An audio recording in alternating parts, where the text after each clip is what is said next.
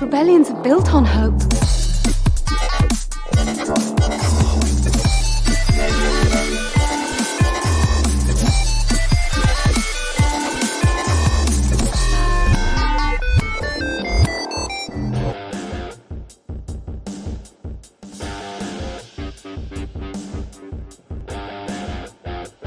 And welcome to another episode of Radio Rebellion, a Star Wars podcast. I'm your host, Alberto Calderon, and thank you for joining us today on this Star Wars Saturday.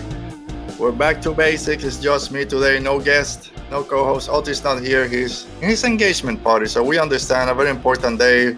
Wishing him all the best, but we are back like Radio Rebellion was all those years ago when we started, before we have a co-host.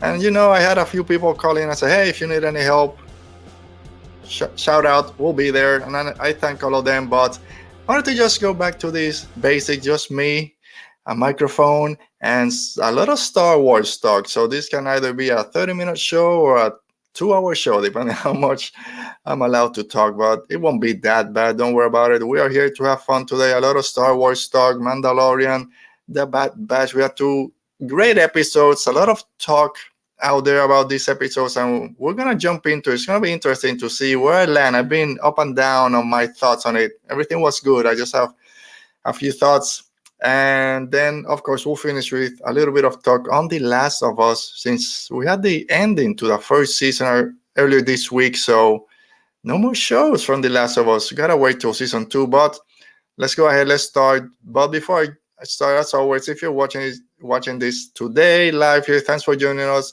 And if it's your first time, again, thanks for being here. Make sure you're subscribed to our channel so you don't miss any new episodes when they drop on Saturdays. Make sure you're hitting that like button so we get those thumbs up, and comment down below if you're watching this later all your thoughts on this week's episode of the Mandalorian, the Bad Batch. What you thought of it?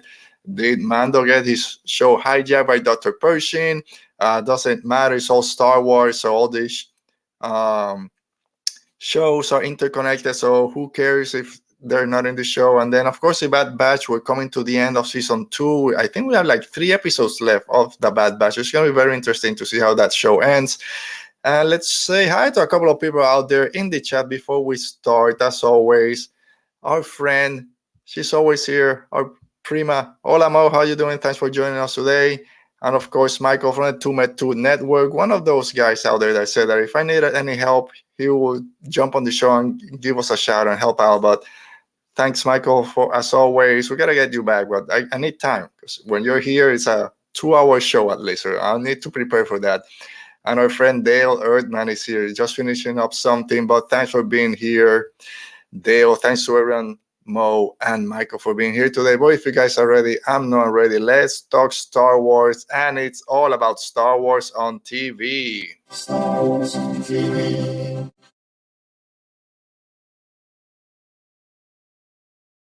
All right, so let's go ahead. Star Wars on TV, and we gotta start with The Mandalorian, episode 3 from season 3. There's a lot of talk out there for this episode. Most of it is good. I haven't seen a lot of negative about it, but there are different mindsets in terms of if this episode really fit the tone of The Mandalorian and the story that they've been setting up for these past two seasons. Now with season 3, we'll get all into it. So yeah, again, if you're in the chat, just let me know all your thoughts on it, and I'll highlight them as we go. Again, with no Oti here today, I'm gonna be in charge over everything, so it might take me a little bit to get used to it again. But yeah, Michael, longest and highest rated. You were our first episode that reached a high 100 views when you were here. I think we did a what if. We gotta do another what if. Maybe if we do one, we'll get you one here. And of course, our friend Brennan is here from his page Turners They Were Not channel. Make sure that you're following Brennan and that podcast. He does great episodes every week. Also has great guests, so make sure you're following him. And Michael also, who's back with doing shows and shorts out there.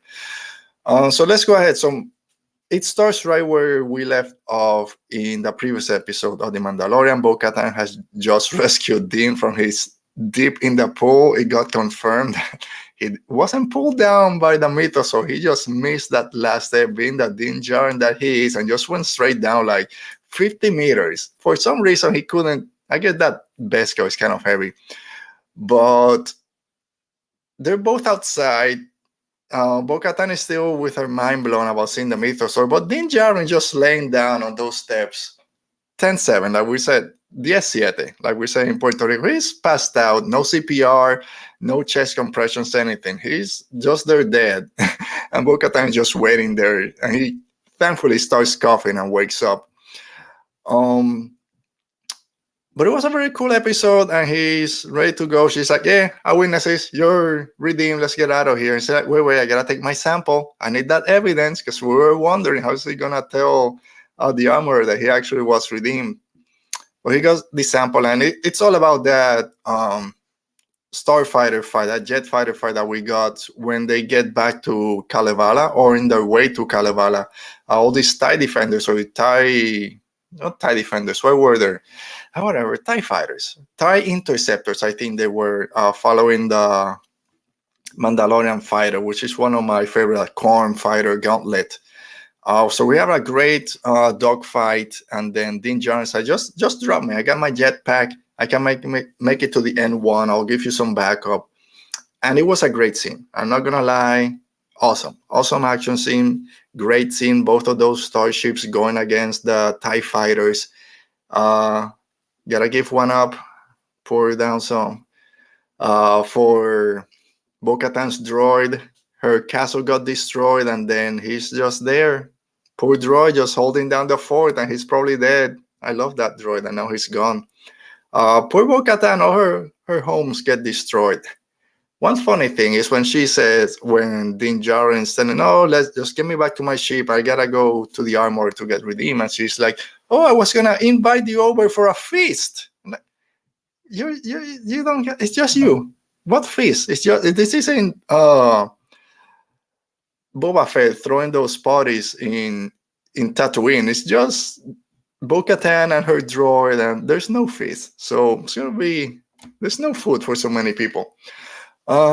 But anyway, the big takeout from that scene after they destroy the TIE fighters, they get a bunch more, like 10 or 20 more just shoot out from nowhere. So it's like, which Imperial warlord has all these ships to now come at me? So is it Moff Gideon's fleet that's still out there and chasing her? She did take we're guessing that she took his light cruiser. Maybe the New Republic did, we don't know. But she said that she had been stealing freighters and star cruisers from other Imperials, so it might be one of those. Probably Moff Gideon, or is that part of Thrawn's fleet? We know that Thrawn is set up to be this big bad. Got mentioned in season 2. We all expect him to be that big villain for the Ahsoka show coming up later this year. Are they going to show Thrawn, or at least a mention of Thrawn, some point in Mando season 3? Excuse me, I think so. So I think this is the first kind of glimpse at what's out there. It's not just Moff Gideon and his little Imperial remnants that he has. There's a bigger player out there. I think that was the first time that we're getting, okay, there's something else happening. I think it's going to be Thrawn.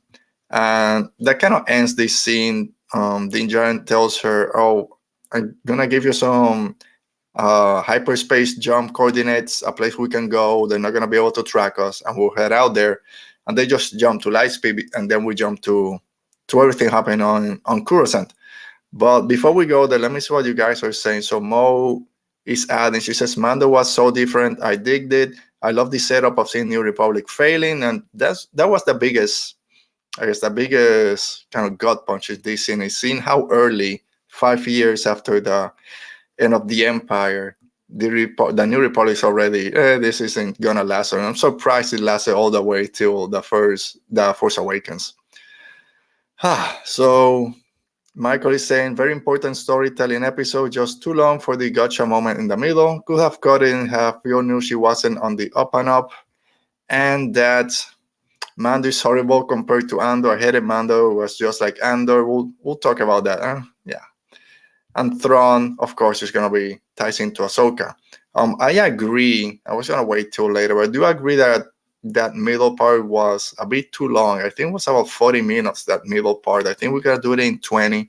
I'm pretty sure they just wanted a little bit longer so we get that relationship between Dr. Pershing and Ilya Kane. So we get that relationship, and then the turn feels a little bit more of a gut punch. I think they're going to do this a little bit quicker, but anyway, this is the episode that we got, so let's talk about it. Yeah, everyone's saying it, the Andorification of the Mandalorian. He got a taste of his own medicine by not being in the episode so long, just like he did to Boba Fett on his show. I think it's different because I love those episodes. Some of my favorite Star Wars storytelling are those two episodes of Din Djarin of The Mandalorian in Book of Boba Fett. But I do understand they weren't the best for the Book of Boba Fett. And I feel a little bit similar here. I understand some people are going to say, like I said at the beginning, it's all Star Wars. All these stories are interconnected. So why are you saying that it's a good Star Wars episode or a good episode of Star Wars storytelling, but not a good episode of The Mandalorian if all this is Star Wars just pushing to the same story to the same end? I think the tone is different. We've said it before. We loved Andor here. Myself, OT, all our guests loved Andor. But not every Star Wars show needs to be like Andor in terms of tone and the message behind it or what they're focusing on. And that's one of the things I love about The Mandalorian, especially that first episode, which I'm probably in the minority. It's still my favorite of this third season, that first episode, because it captured everything that I think The Mandalorian is. There's a lot of action. It's Din Djarin just kind of kneeling against a tree, ready to bring out the blasters and take down some pirates. Great comedy from Grogu and from Grief Karga. We got more lore with Bo-Katan and everything happening with Din Djarin wanting to be redeemed. So everything that we love about The Mandalorian, I found it in that first episode. This third one, we got a little bit on both end caps or bookends of the episode. And this middle part, again, very good Star Wars lore building, like Mo said, talking about the New Republic and how it's already failing. And it's something that we wanted to see. It goes back and hits like Andor. It's very similar also to the Bad Batch and what we're seeing in terms of, on the other end, how quickly the Empire was able to take control and change everything. Here, the New Republic is just failing so much, especially when you get the people in the high end that don't care. New Republic, Empire is all the same. I lose track. It doesn't affect me, so what do I care?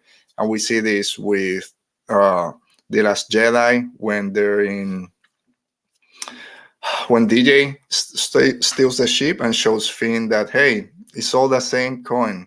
It's all the same size to a different size to the same coin. It's just a machine. People don't care. As long as it makes money, that's what matters. So we can see the buildings to it.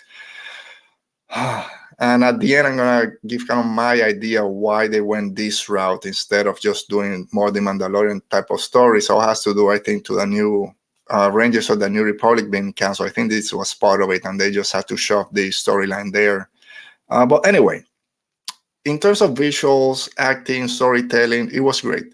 This middle part, going back to Coruscant, is something that we all love, seeing that planet that's so rich ties and close ties to every Star Wars fan, from the prequel era to older generation to people watching it now. It's a very different Coruscant from what we saw in Andor. And we saw bleak, this architecture, everything is cement. We go there during the day, it's always kind of muggy outside, so we don't see all the bright lights that we are used to in Coruscant. And that's what we got here in The Mandalorian. So yes, we're back in Coruscant. Yeah, this episode is that thriller vibe that we became used to with Andor. But Coruscant is a very different setting from what we got in Andor. So in that sense, I'm really happy that we saw it at night. All the nightlife there, going to the opera, of course, even if it's a little bit different, with Pershing doing his talk there. He's in the amnesty program, the New Republic amnesty program. If you can see back here, I have my Alphabet Squadron trilogy. So if you've read that, as soon as they said the New Republic amnesty program, you start, yeah, I know that. You know, that little meme. Eureka Quell, you got to read everything that went through as a TIE Fighter pilot that kind of went then with the rebels at that point. And her commander, I forgot his name, that didn't. He walked away from the Empire, especially in that first book, but wasn't going to turn himself into the rebels. He didn't believe that the rebels were just going to welcome him in. They were just going to kill them, just the same thing. And she's on the other end from this, what's the word? I have it here somewhere. Or the reconditioning program. And then she kind of gets pushed into the rebellion. But it talks a lot about that. And then the ending of that trilogy is with her doing her own redemption, not through death, but being part of that program and just helping people out. So again, Alphabet Squadron and what that book talks about, especially from the Empire side, Eureka Quell, ties very closely to what we learned here with the New Republic and the way they're trying to be better than the Empire, but not really. We see them when Dr. Pershing comes back from his talk in the opera. Everyone's given a number, not a name. They all are wearing the same clothes. They all live in these close quarters where you can't leave the perimeter. They all have these menial jobs and menial tasks, just doing the same thing, just erasing all the data from the Empire. And that starts pushing Pershing into what he's going to eventually do. It's like, what? This is good data, it's good technology. We could use it to better the New Republic. Yeah, but don't worry about it. It's new, it's the Empire's technology. Just get rid of it. Don't ask questions. We're already falling behind. And that's when he starts kind of thinking about it. What am I doing? Why are we doing this? If my research is something that can help the New Republic, why are we just destroying it?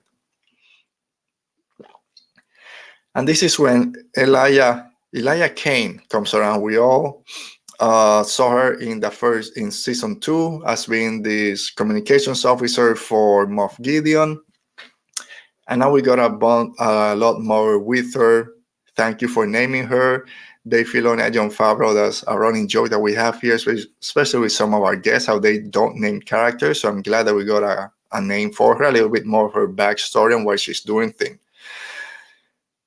Did you guys out there, were you always kind of knowing how this is going to be a double agent, she's just using him, or were you guys truly believing that she had turned to the New Republic and was trying to help? I'm kind of both sides. I want to say that I believed her because she didn't have a big part to play on that second season of The Mandalorian. She was there, I think, for one episode, not maybe two. Didn't seem too important to what Moff Gideon was doing, so I did kind of, she's there to help. So when the turn came at the end, and I'll wait before we talk a little bit more about it, did come me by surprise. I wasn't sure where she was going. Talking about The Mandalorian, the way that show kind of feels, Michael is saying, I do agree a little bit with this, saying that this isn't a show that needs us to be on the edge of our seats. It's all about world building. Many great books have boring chapters. Yes, it does happen. But yeah, I think this show is not one, like you said, that we have to be that tension feel like we were with Andor. So again, even though I did enjoy this middle part, I don't think it fit the tone of The Mandalorian. But nothing we can do about that now. So anyway, so Elijah Kane, the more she talks with Dr. Pershing, I forgot his first name, like Penn Pershing, I think it was, keeps asking, but do you still want to continue your research? Is it going to help the New Republic? Don't just follow blindly. That's what we did with the Empire and see where we're at now. So if you think that this is going to better the New Republic, even if they don't see it now, you should push ahead, follow your gut, and they'll see it eventually. And once he learns that they're just destroying and taking away all this Imperial data that he's worked so hard for, he's kind of, okay, let's go ahead and do it. They decide to go to this Imperial shipyard. Of course, she brings him those Ted Lasso cookies. Come on, that was such on the nose. They're pink, same packaging, same thing. Okay, you're fans of Ted Lasso, just change it a little bit. But anyway, so they get on this subway, on this train. And I'm going to say, after coming from Solo, which are a great train scene with the conveyors, a great train scene in Book of Boba Fett, this train scene wasn't that great.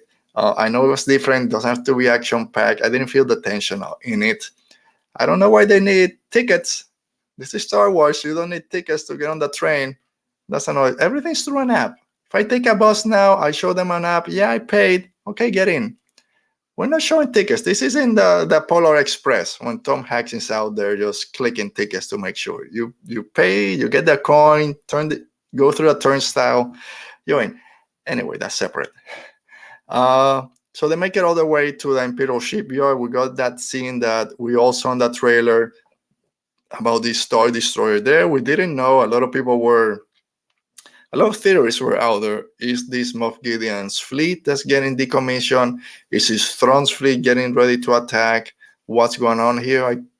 I believe I said here in one of our episodes, I thought they were just getting decommissioned, so all their Star Destroyers, and that's essentially what was happening. But no one's really taking too much care of them. There's no security. They go in, they grab what they need, and then as they're walking out, there's some noises that they hear, and they start walking out. And then that's when this double cross happens. We get this police chopper that comes in, shines the lights at them, and then everyone else is there. At that point, I thought, okay, once they put their blasters down, the first one, I'm like, okay, all these are working with Kane. They're all part of Moff Gideon's group, and they're all just gonna go out. So I thought that was what's gonna happen. So when she said, that she was working with the New Republic and trying to see how far he would go and then turn him in, I was surprised there. At that point, like, okay, I'm not sure where this is going. Before we keep going, I forgot to mention a little bit about cloning and how this is working parallel with the Bad Batch, which I think there's like a 30-year gap between the Bad Batch and where we are with the Mandalorian. But in the Bad Batch, there's this subplot that we saw at the end of season 1, and we've seen a little bit in season 2 as we get closer to the end. It's all this cloning subplot. And I guess with the Bad Batch, it's not too much a subplot since all of them are clones, and with Omega being the last one. But with Mount Tantis at the end, and you bring back the Kaminoans, okay, this is building up to cloning. Is this how Palpatine returns and Snoke and all that stuff and all the jokes and memes out there? And now this episode of The Mandalorian was very close to that because there was a lot of cloning talking, how it's not really what the New Republic wants to do. There's a lot of laws against it. Don't do it. But if I could keep doing my research, then it's going to help a lot of people like my mom. Was that a lie? Some people out there are saying that that's his tail. When he kind of pulls on his ear, is a tail that he's lying. He does that when he talks about his mom dying because they couldn't have cloned the organs that she needed to be able to live. And then when he's talking to this, not therapist droid, I miss you, ITO, from the Alphabet Squadron trilogy. You should have been there. You would have gotten to the truth behind it. Well, this droid, I guess a social worker droid, asking if he has any complaints or any negative thoughts against the New Republic. And then at the end, he does the same ear pull when he says no, but at this point we know that he does have that. So is he already, did he lie about his mom in order to be more sympathetic and get the crowd and his following him, as we see when he's walking out? But anyway, there's this big cloning subplot now that we saw in season 1 of The Mandalorian, when Dr. Pershing, along with the client, was trying to get Baby Yoda's blood or Grogu's blood in order to probably clone him or do whatever, and now it's coming back. Is this all tied again to Palpatine returning in the sequel trilogy and with Snoke? So I don't know how I feel with having both shows running at the same time, The Mandalorian and The Bad Batch, both having the same cloning subplot. 30 years with this 30-year gap. Some people are saying it's cloning. It's Star Wars. Of course, it's going to be there, and I agree. But I wish it was a little bit different, that we weren't hitting the same plot beats as we're going on at the same time. Anyway, doesn't make that much of a difference. All right, so he's sent back to reconditioning. The mind flare that we got a little nod at the beginning is, this is a mind flare. No. It's not that bad. It's just, we're not as evil as the Empire. This is just a little brain scramble. Don't worry about it. It's a trap. Just looks at the camera like, really? You had to say it? Okay, I got to turn that up to 11. The only problem I have with that scene is this is new technology. the doctor there says, "This is a new technology. We're still kind of working around it. Okay, I'm gonna head out. As soon as we turn it in, I'm gonna head out. I'll be back. When you wake up, I'll be here." And then the technicians turn it on. Okay, let's leave. Everyone knows if there's a medical procedure, no one leaves the patient. So I know it's Star Wars. I know it's lightsabers and blasters going pew pew. But come on, that's not the way it happens. So that to me kind of just, as soon as he walks out or says, "Hey, let's head out," okay, something is gonna happen. So then she does the turn again and cranks it up to 11. Which, why, if this machine is supposed to just be a little bit of wavy lines just to make you feel better, why does it go all the way around? Just do like 2 settings. This isn't a toaster that you need to crank to 6 and then burns everything in 2 seconds. Just leave it at 2. There's no need. There's no need for that needle to go all the way. Don't put that there. It's gonna happen. So were you guys surprised that Elijah Kane is still working with Moff Gideon? Was this done to keep Dr. Pershing quiet so he doesn't say anything else that Moff Gideon was doing in terms of cloning? Is it to keep the New Republic dumb to Thrawn being out there? Or is it just to have his mind in a state that can be kind of bring him back to the fall of the Empire and bring him back to Moff Gideon, make it a little bit easier for his mind to be messed up again by Kane or by Gideon, which we don't know. Did he escape? Did they hook him up to a mind flayer? We know he's going to be back. We don't know at this point if he escaped already or not. So it's going to be interesting when we get this to see where Moff Gideon has been. And no, Michael, is nothing to fix the sequels. Well, like you're saying in quotes, everything is cloning. They will fix the sequels. I think we're all on the same boat that the sequels don't need to be fixed. But I do understand that they're using this to fill some plots or fill some holes that people may have with the sequel, especially somehow Palpatine returned, which again is Star Wars. If we're talking about cloning in Star Wars have these general sayings and things that we don't need to know everything that happened. He's there. Go with it. All right. So we start wrapping up our talk on The Mandalorian. Again, let us know your thoughts on this little subplot with the New Republic and where you think this is heading. Are we going to see more of this? Was this a one-off in terms of seeing Dr. Pershing and Elijah Kane? Do we think we're going to see them again this season? Are we going to get more episodes like this or with this type of tone telling us what's going on with the New Republic? I forgot to talk about thanks Mo that you mentioned at the beginning. It's the New Republic. By the time of The Force Awakens, even if we're still like 25 years away from it, 23, depending how much years have passed between seasons, we know because of Bloodline that they don't have an army. Mon Mothma decided to kind of put that away. We don't want to go through the same thing that the Empire went. We don't need a specific army out there, a navy. And that's where Leia is kind of, no, there's things happening out there. We need something. That's where the resistance is born. We're starting to see that now, right? There's not a lot of concern at the moment for any Imperial remnants, which is weird because if you read the Alphabet Squadron trilogy and everything that's happened up until now, we know that the Empire, those remnants are still out there. The Alphabet Squadron trilogy goes for plenty of years, I think, or at least 1 or 2 years after the destruction of the second Death Star. So about 3 years or 4 before The Mandalorian. So why at this point are we already like, yeah, we're done, no worries.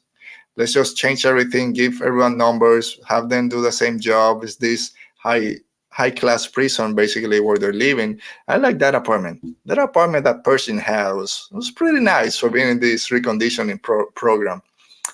Oh, we got a shout-out to Umate, the highest mountain in Coruscant. High Republic shout out if you read Light of the Jedi, and Chancellor Lina So has a commemoration over there. So that's great to hear. Hopefully we get to see it during the Acolyte.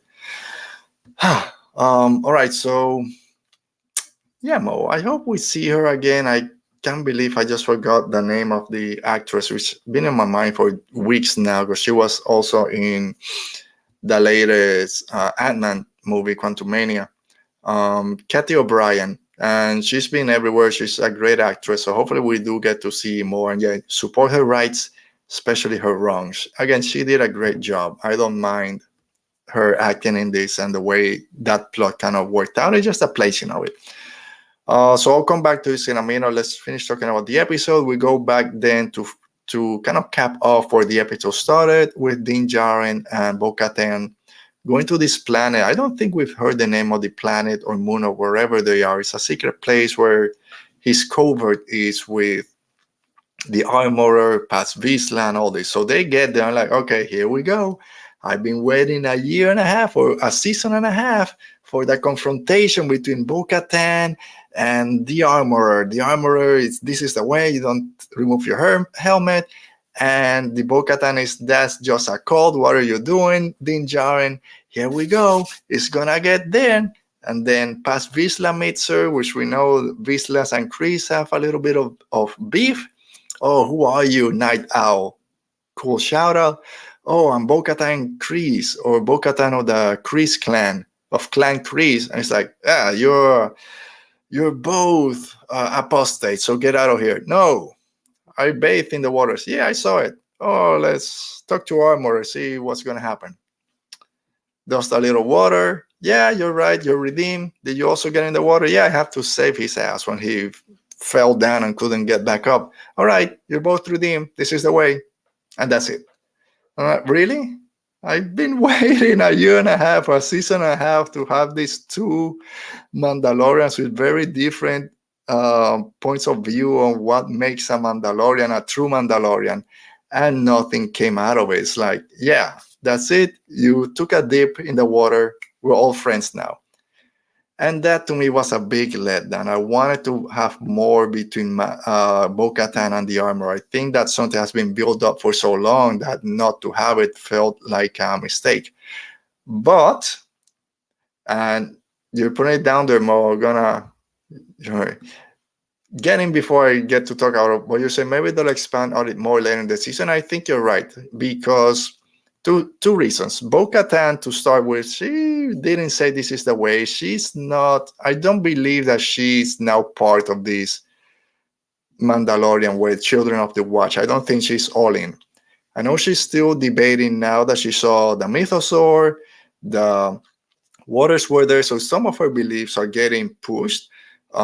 She's gonna have all her people left. That's when we saw her at the beginning of the season, was all my people left. They took my ships. I came back without the Darksaber, so she's all alone. Like we said, she's all alone in her castle. And now, as soon as the armor said, this is the way, you're both redeemed, everyone except for Paz Vizsla, we'll come back to it, goes to congratulate her and high five, almost just sitting on the shoulder. So now she has this other family that she can say, okay, these people accept me just for being here. Basically, I'm part of them. They're not leaving me. So she is gonna have that going on in her head. But I still think it's gonna come back, because just because she saw one underwater creature, I don't think her whole belief system is out the door. So I think that's still going to play out. I just wish that it happened right there. The first time that they met each other, they had a great conversation about those dueling beliefs. Hopefully it'll come back later. I'm putting my faith that it's going to come back later. I don't think that all of a sudden now Bo-Katan forgot everything and now she's on Team Armorer, and then everyone's going to be part of the cult of the Children of the Watch. I don't think it's going to be there. All right, so that kind of brought an end to the episode. This was the longest episode so far in the whole series of The Mandalorian. Basically 1 hour. It was about 58 minutes, not counting credits and all that, were about 58 minutes. But the beginning and the end, that Mando scenes were about 50 minutes with about 40 in between with the New Republic stuff. Next episode, they're saying it's going to be the shortest episode of the series, only 30 minutes. Which is, if you count the previously on and then the credits, let's say it's about 4 minutes, 5 minutes. So we're looking at about a 25-minute episode, which I would be very concerned about. But I think we said it earlier here on our show, is that it doesn't matter. If that's the length that they need to tell the story, then that's the length that we need. We don't need them to just rush through it or give us 20 minutes of people just walking or just landscape shots. If 25 minutes is all they need to tell this part of the story, then that's fine. Just make it meaningful. So this is what I think happened. And again, I have no inside knowledge. I don't know anyone in the business. I don't know how shows are made and how they're written and edited together. I have no idea. This is just my thought. So I think that this New Republic subplot was obviously something that was going to show up in the Rangers of the New Republic show. It fits that show perfectly. Then if I see that episode there, I will be raving and ranting how much I loved it. I think Lucasfilm, which I don't go hard on them, Lucasfilm, Kathy Kennedy, anyone in charge in saying that they're doing things wrong. Again, they're the producers, they're the executive, they know everything that I don't know about how TV shows are made. But I think it was a mistake canceling the Rangers of the New Republic TV show. I understand everything that happened with Gina Carano. Get her out of here. I don't care about that. I think that Cara Dune character, even though people now say how bad it was, I think had potential to do something, especially in this type of show. So I would hope that they would have just piled forward, pushed forward, and said, we're going to continue with our vision, which is this Rangers of the New Republic show. We'll recast Cara Dune or bring in another character that can fill that role. Probably just recast. People really are not going to care. They recast actors every day, basically, in Hollywood. And just give us that show, because if you do Rangers of the New Republic between season 2 and season 3 on The Mandalorian, showing this decay of the New Republic and everything happening, then you come to Mandalorian with that basically 2-year gap in between. We don't have the issues we had before about how did Grogu spend 2 years with Luke Skywalker. What was Mando doing for 2 years? You have that show in the middle with Book of Boba Fett somewhere in between. It makes a lot of sense. And then this episode makes more sense. I wish they had gone with that initial view that they had, the initial slate, and just push through. I think Lucasfilm does have a problem that if one thing goes wrong, they reshuffle everything. I think that's a mistake. They did it with Trask, who was supposed to do the movie for Book of Boba Fett, but when the Fantastic Four movie kind of crapped out, no, you're gone, it's not going to happen. It happened with whatever his name was, Colin Trevorrow, that was going to do episode 9. Then his movie, The Book of Something, didn't do well. Okay, no, you're gone. So I think they do have this, I don't know, this thing that if something doesn't happen the way they want it to, or just one little error, they just, okay, scratch that, let's go the other direction. And I think that was a mistake with canceling the Rangers of the New Republic show. If this one's going to be the tone of it, and the way it was going to be about everything happened with the New Republic and the First Order and Throne working things on the outside, then it brings everything together. So I think it was a mistake. Anyway, when we see now that the next episode might be only a 25-minute episode, 30 minutes, which I'm guessing is going to be now the pirates overtaking Navarro. Next episode, it's directed by Carl Weathers, so it makes sense that they're going back to Navarro. It makes sense that it's the pirate takeover of the planet, and then Din Djarin, Bo-Katan, and the rest of the Mandalorians go to Navarro to help out. That's going to be like a 20-minute action episode. We don't need more than that. And if that's the case, then I think that what we go with the Mandalorian this week and the episode next week was originally going to be one episode, because it makes sense to do all that together, but they had to bring in this New Republic subplot in the middle. So I think that's what's going to happen next week. At least we get Pirate King Gordian Shard, which I did miss this week. Hopefully he comes back next week. And if that's what happens, again, we don't need a 40-minute action episode just for that. If it's 25 minutes, probably at the beginning, R5 comes, hey, I got a message from this guy from Navarro. We got to head out. We're all now in the same covert.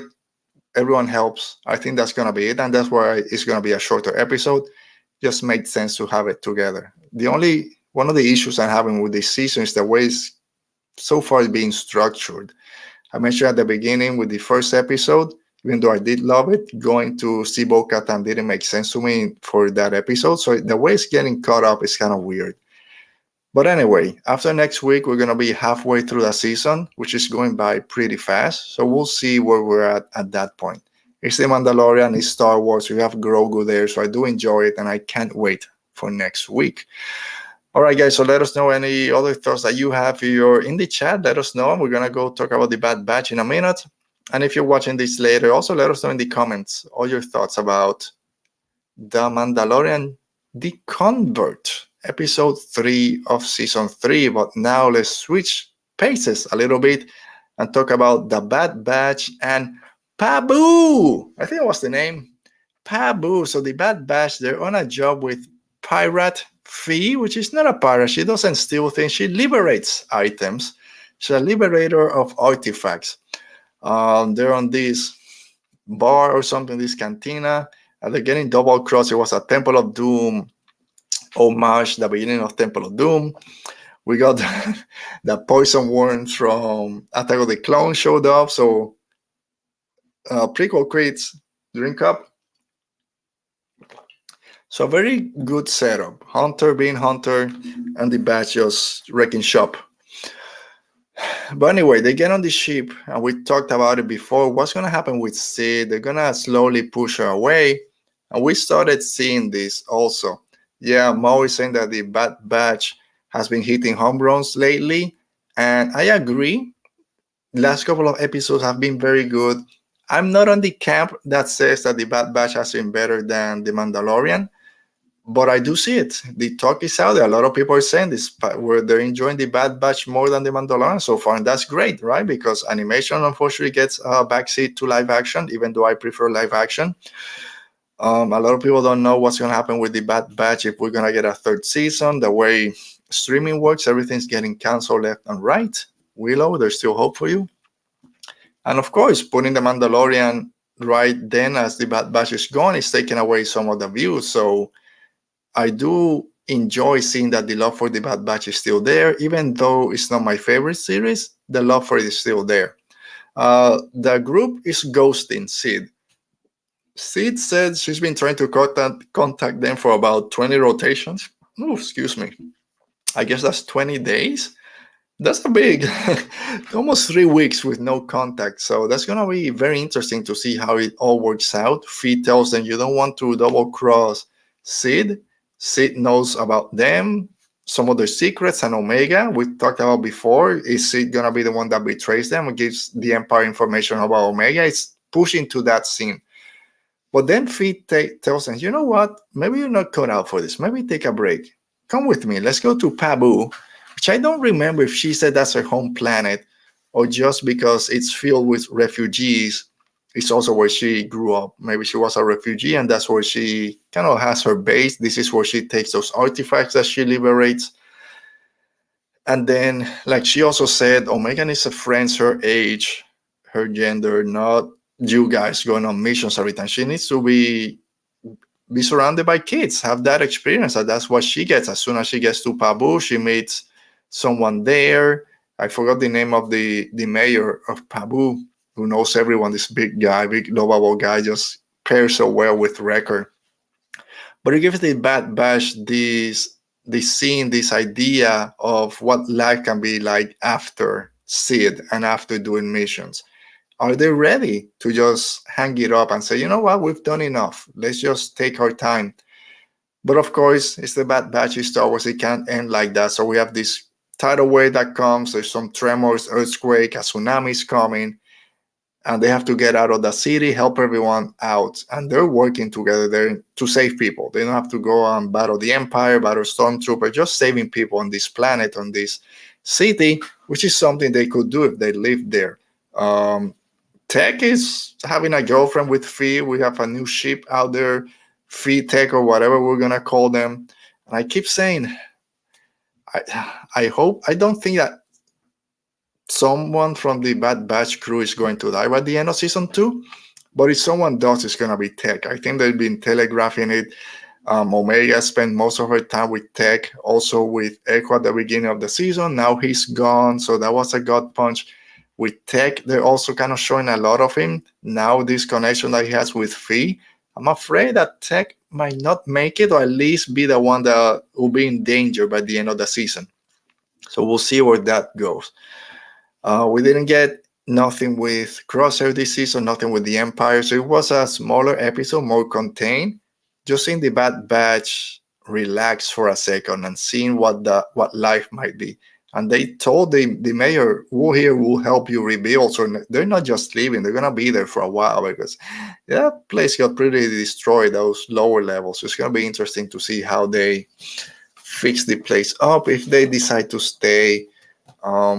It also might be a setup to, if there's no more Bad Batch after this season, that maybe they just end on Pabu and they're happy there. We don't see them again in Rebels or anything. Rex doesn't go to them, so we'll see where it goes. I'll be surprised if they don't announce a season 3 in Celebration. There's a season 2 for the Bad Batch panel at Celebration, so I'm guessing and hoping they will be announced there. I think this series does need at least one more season to wrap it up. Hopefully it doesn't just get chopped up, but as we've seen in this landscape of streaming television, nothing is safe. Willow, which I loved it, a lot of people love, did it get canceled? No, it's just on hiatus for another 2 years. Maybe we'll come back in 5 or in 1. We have no idea. And all these other shows that keep getting canceled, just because something is Star Wars doesn't mean it's going to get renewed. So we'll see. Not a lot to wait. Hopefully it gets announced at Celebration. We'll see what else gets announced. All right, so that brings an end to our talk on the Bad Batch and on The Mandalorian. But as always, I ask out there to hear from you guys to see what your thoughts are on the series out there. So let's go to our segment. We'll hear about you guys' Rebel thoughts. Well done. You're a rebel now. A rebel now, and our first comment came from our friend from the Scarif podcast, Joss Rowe at Rogas. Writes, Bad Batch had a nice intimate story, nothing heavy. We got a cool new locations and some questions for the crew to ponder. And he continued by saying, Mando was interesting. I see everyone's complaint. Though the Mando stuff was good, the Pershing stuff was fine, although I feel the audience are fading quick.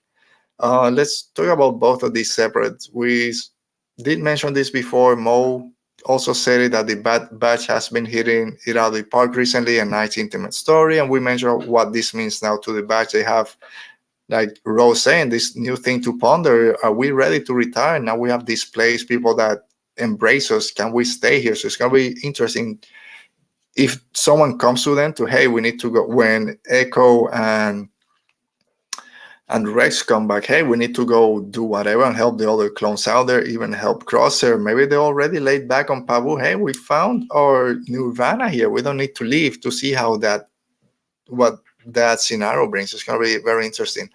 And then for Mandalorian, I haven't seen anyone call this a filler. I know that people preemptively went out to say, if you call this filler, blah, blah, blah, you don't know the story. I didn't hear anyone say filler.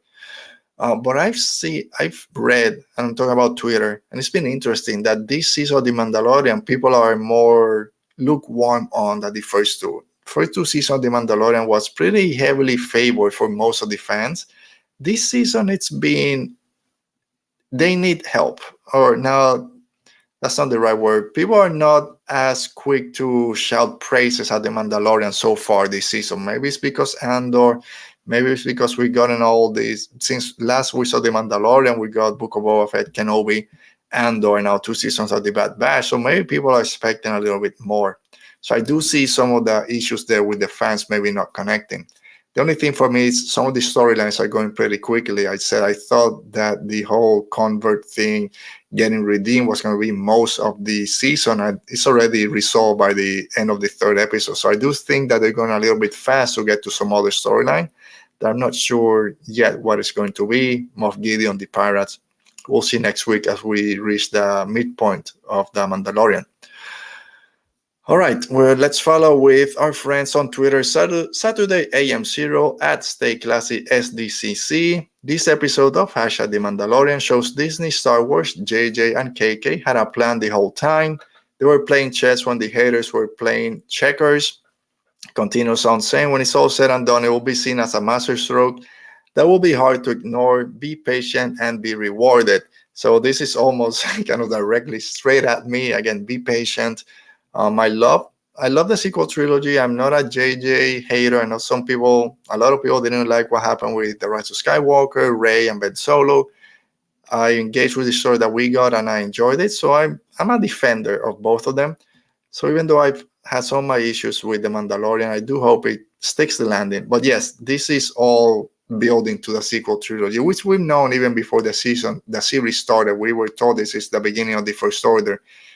I guess maybe it just came out too fast. I wasn't ready for it. But yeah, you're right. Let's just wait till the end and see what happens. And I almost didn't show this. I don't know why I'm showing this comment. I'm going to put it out anyway, but I don't know. I apologize ahead of time, but it comes from Oti. He's out there. He sent us his tweet saying, Oti at Epic Star Wars. Haven't watched the Bad Batch yet. No surprise. He always watched it like 5 minutes before going live. But I really liked Mando, a nice change of pace while also opening up the world building a bit and giving us hints of what's to come for the rest of the season. And he finished up saying, not enough Guardian Shard, though, and I do agree, we didn't get enough Guardian Shard next week. Give me all that vegetarian Pizza the Hut or Seaweed Man. Again, Mandalorian, different change of pace. You either, I don't want to say loved it or hated it. I think most people love or really like that scene. It's just a placement of it. Some of us had issue with it. We'll get Oti's thought next week on it. All right, so that brings an end to our talk on Star Wars and the Bad Batch and the Mandalorian. So let's go now to our other segment where we talk about something else that's not Star Wars in a world between fandoms.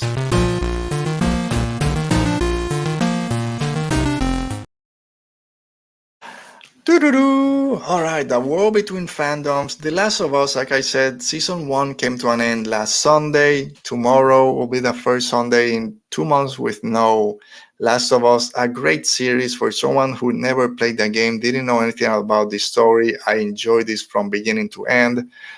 Can't wait to see where season 2 is going to bring. I've been saying that I was really happy. No episode ended on a cliffhanger. Oti said, be ready. Season 1 ends basically on a cliffhanger. A very controversial episode. I've heard this was also a very controversial ending for the game. Did Joel make the correct decision? Let's go into it. So it starts with Ellie's mom giving birth in the middle of this zombie apocalypse, and we see why she's immune, why Ellie's immune. Her mom gets beat as soon as she's giving birth. She's able to cut the umbilical cord. Maybe some of it went through that gave her immunity, but not enough to turn her into one of these clickers. So we see where the immunity comes from. We also learned, and this was great, because all through the season, she's very protective of that knife and of her clothes and her jacket. When she goes to North Dakota and they take her clothes away, where's my clothes? I want my jacket, not this purple thing. And here we learn this knife was her mom and the jacket was her mom's. The only thing she has to remember her birth month by. So I'm glad that we got that very emotional right there. The beginning with Ellie and Joel, they seem almost out of character for what we've known throughout the season. Joel was very upbeat and happy. Again, he feels like he got his family back, like he got his daughter back after saving Ellie. So he's making these jokes, making all these comments. And Ellie is just basically numb. She hasn't recovered from this traumatic experience that she went through a week before, because they're already on Salt Lake City. But yeah, they're by Salt Lake City at this point. So some time has gone by. So for Joel, it's all this happy, ha ha ha, and Ellie's numb. She still doesn't know what's going on. She went to all these places she was supposed to be able to help or find someone that could help with the cure. Nothing has kind of gone her way. So she's still numb, especially after what happened in the previous episode, that they don't even recognize when the fireflies are there. They throw this gas bomb or this smoke flash bomb and then or flash grenade, and then they're caught. And then the episode gets very different very quick when Joel is in this bed. Marlene is there. We haven't seen since episode 2, I think, or episode 2, yeah. Or episode 1, actually. We haven't seen her since then. We also learned that she was friends with Ellie's mom, and that's why she had her at the beginning. And when Joel is told, yeah, this is why we're not just taking her blood, we're going to do a brain surgery because that's where everything works. And in order to find a cure, we have to take all this stuff away from her brain where the cordyceps are kind of hanging out. And when Joel kind of understands what's going on, he's like, no, I gotta turn back to this John Wick, basically. And he just goes berserker mode, which I love. Death mode, Joel is the best. And he just takes out the whole hospital, including the doctor. And then picks up Ellie, goes out. He didn't kill the nurses, so at least give him that. And he's confronted by Marlene, trying to explain it's either you keep her and you get to live her life with her, and you condemn the whole planet, or she dies and we save the planet, right? And he has that decision. But at this point, he's a parent that just got his daughter back. He's not just gonna let her die again. So he makes the choice that he couldn't do at the beginning of the season. Same visuals, holding on to her daughter, carrying her with someone confronting them, and he's able to do the Han Solo and do the first shot. But again, Ellie never got a chance. She didn't get a choice, I should say. Didn't get a choice from Joel to see if she wanted to be the one to make that decision to either be safe and find another way to cure everyone, or sacrifice herself in hopes that they're able to find a cure. Because that's the thing. This is one doctor in this post-apocalyptic world saying that this is going to work. We don't know if that was going to work. Maybe Joel was just wanted a second opinion, right? He's taking her to someone else to get a second opinion. That's what we're told to do. And of course, Marlene didn't give her a choice because she didn't tell her what was going to happen. No, we just didn't tell her just so she was calm. Maybe that's when Ellie kind of says, no, I don't want to go through this. So she never gets a choice to decide her fate, her future.